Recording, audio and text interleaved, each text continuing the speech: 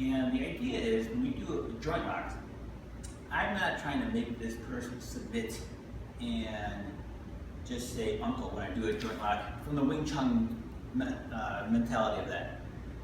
Because if you do that and I'm cranking down on whatever joint lock I'm doing here, if I do a joint lock like this way, and I think, oh, I've got a joint lock here with his elbow, that if I do that and I'm doing this right here, I think, oh, here's my joint lock, I might actually be muscling at that motion, okay? And remember, in Wing Chun, I never want to have this sense that I'm not in control of myself.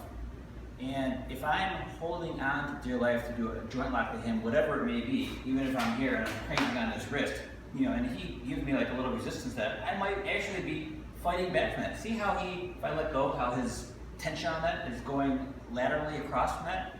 Well, if I'm holding on to that tension, that means that I'm actually balancing myself out to him, and that means that I'm actually putting more tension into my motion. And that means that technically I'm out of control at that moment of time.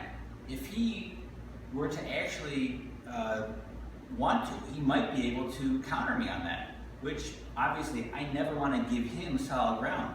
And if I'm holding on to that joint lock to try to make him say uncle to that, I might actually be giving him that opportunity where if he pulls me now with that arm, like pull back with it, yeah, see, I might actually get pulled by that.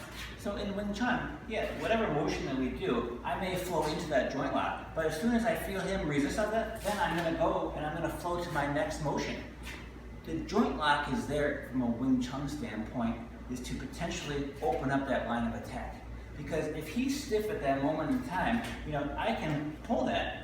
I'm just doing a simple cow style motion, and you see how it just jerked his body, and I put like little effort into that. Because if you're stiff in whatever motion you're doing, you're potentially giving that person that solid ground to stand on, all right? And I never want to give the person a solid ground to stand on.